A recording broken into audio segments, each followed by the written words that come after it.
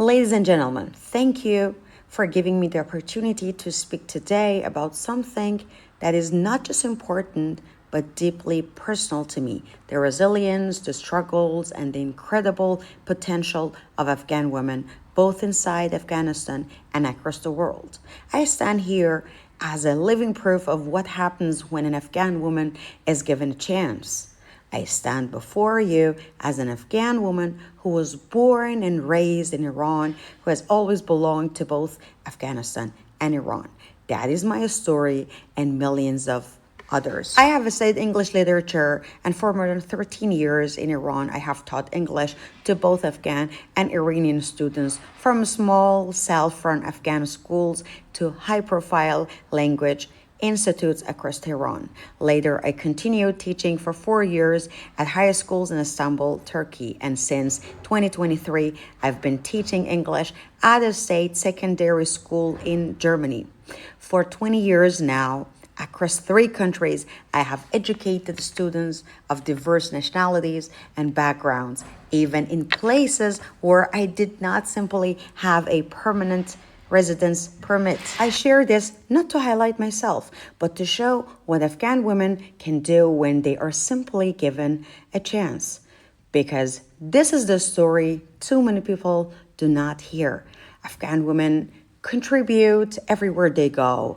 They give to every society they enter. They build, they uplift, and they dedicate themselves with a strength few understand. But to understand why this matters, we must begin at home. The story of Afghan women begins long before displacement or immigration. It begins in Afghanistan itself. For decades, Afghan women have lived through war, instability, cultural pressure, and political turmoil. And yet, despite these hardships, they fought tirelessly for their right to education, their right to work, their right to participate in society. Women became doctors, teachers, journalists, engineers, lawyers, artists, business owners. Afghan women began shaping every part of society. Their progress was not just inspiring, it was historic, but everything changed in 2021. Today, Afghanistan is the only country in the world where girls are banned from secondary school and women are banned from universities. Women are pushed out of workplaces, deprived of public life, and controlled in ways no society should accept. Imagine being a young girl who once dreamed of becoming a doctor, now forced to sit at home, watching her future disappear. Imagine being a teacher who spent years shaping young minds, suddenly told she's no longer allowed to teach. Imagine being a journalist who reported freely, now silenced because of her gender. This is not restriction, this is erasure. But the challenges of Afghan women do not end at the Afghan border. Millions of Afghans fled to neighboring countries like Iran, and while Iran provided safety to many, Afghan women there often face another set of obstacles: legal limitations, social discrimination, economic barriers, and the constant reminder that they did not fully belong. Growing up in Iran myself, I lived these realities. I experienced moments of being looked down on, moments of discrimination, and moments when opportunities closed simply because of my nationality. Many Afghan girls in Iran face similar struggles: difficulty accessing higher education, challenges finding formal employment, and social stereotypes that follow them wherever they go. But despite all these hardships, Afghan women in Iran rise above it. They study, they work, they support their families, they contribute quietly but powerfully to the society around them. And here, from the deepest part of my heart, I want to say something very important. Despite the challenges, despite the discrimination, despite the limitations, I also received immense love and support from Iranians, teachers, mentors, friends, colleagues, and even strangers encouraged me, believed in me, and helped me continue my education, my work, and my dreams. It was their kindness, their humanity, and their support that helped me believe in the light at the end of the tunnel. It allowed me to keep hope alive, and it left me with deep love for the country where I was born and raised. The tragedy begins when you decide to move to the Western countries with the hope of having a normal life. But there, new barriers appear. Immigration policies across the world have become increasingly restrictive, especially toward Afghans. And in Germany, thousands of Afghan women wait months, sometimes years, for asylum decisions, family reunifications, or residency permits.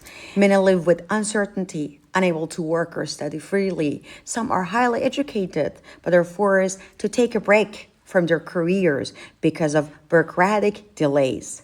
In the United States, women face long waiting periods for humanitarian pathways, complex paperwork, and shifting political rules that keep them in limbo. Across Europe and beyond, Afghan women encounter immigration systems that are often slow, rigid, and unable to meet the urgent human needs of those fleeing danger. These policies do not see Afghan women's potential, only their passport. And this is not humane. It is simply not fair. Afghan women are restricted in their own country, restricted as refugees in neighboring countries, and now restricted even in nations that claim to protect human rights. Yet, despite all of this, Afghan women do not break. They learn new languages, they adapt to new cultures, they study tirelessly, they work harder than anyone, they carry their families, they rebuild their lives again and again and again. And this is not true only for Afghan women. Women everywhere, Afghan, Iranian, or from any other nationalities, have extraordinary power. They're not only survivors, they're contributors, they're creators, they're builders of progress. When societies trust women, when they offer opportunity, women do not simply take, they give. They uplift families, transform communities, and shape future generations. Throughout my years of teaching, I have witnessed the strength and brilliance of both Afghan and Iranian women and girls, their determination, their creativity, and their hunger for education and equality. When we are trusted, we do not disappoint. When we are given opportunity, we excel. When we are allowed to work, we contribute more than anyone expects. My story is not unique.